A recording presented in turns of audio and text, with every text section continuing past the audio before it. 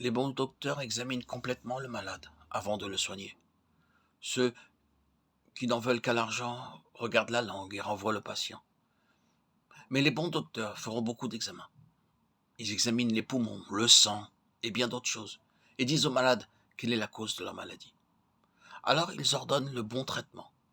Le Seigneur Jésus est la seule personne qui peut diagnostiquer notre nature intérieure.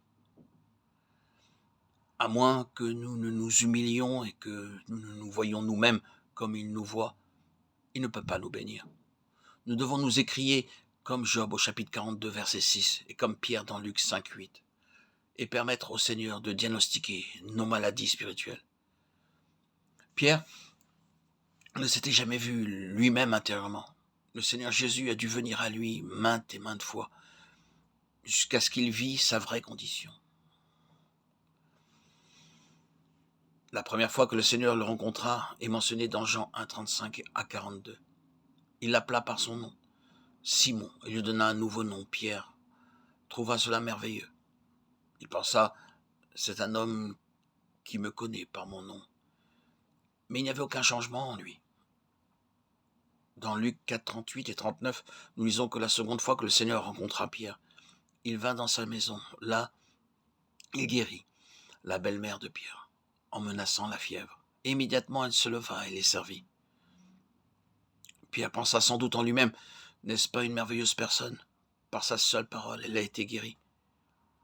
Mais il n'y avait encore rien de changé en Pierre.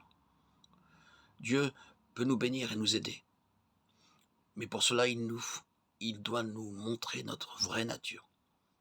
Dans Luc 4, 40 et 41, nous voyons le Seigneur Jésus rencontrer Pierre pour la troisième fois. C'était dans la rue où ils habitaient. Une foule vint voir Jésus et par sa parole, beaucoup furent guéris. Simon-Pierre voyait ces merveilleuses choses se produire devant ses yeux. Mais il n'y avait encore rien de changé en lui. La transformation, la métanoïa ne s'était pas encore opérée. Dans Luc 5, 3, les disciples avaient péché toute la nuit. Cependant, ils n'avaient rien pris. Pierre était assis, l'estomac vide, dans le bateau vide.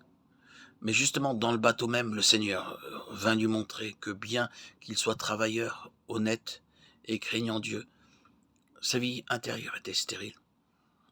Il n'était pas encore complètement prêt pour suivre le Christ. Au commandement du Seigneur, Pierre obéit et jeta le filet du côté droit du bateau. Le filet commença à s'enfoncer. À la fin, Pierre vit sa condition. Il dit, « Seigneur, retire-toi de moi, parce que je suis un homme pécheur. » Il ne dit pas cela au commencement. Il était sans doute un homme qui craignait Dieu et attendait le Messie. Mais il n'avait jamais vu sa condition de pécheur et le Seigneur a dû venir à lui à plusieurs reprises avant qu'il ne la réalise.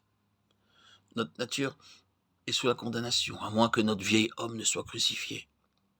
Dans ce cas, nous recevons la nouvelle vie et alors seulement nous recevons la vraie bénédiction. C'est dans ce but que notre Seigneur vint à Béthanie, dans la maison de Marie, de Marthe et de Lazare. C'est afin de les changer et de les rendre entièrement nouveaux. Ceci est une image d'une véritable église. À chacune de ses visites à Béthanie, il révéla quelque chose. Il veut nous apprendre aussi comment son amour peut venir en nous pleinement. Notre Seigneur veut que notre cœur, notre maison et notre église soient une Béthanie. Alors, il y aura une vie triomphante, une maison heureuse et une église vivante. Ce triple secret est révélé par la venue de notre Seigneur à Béthanie.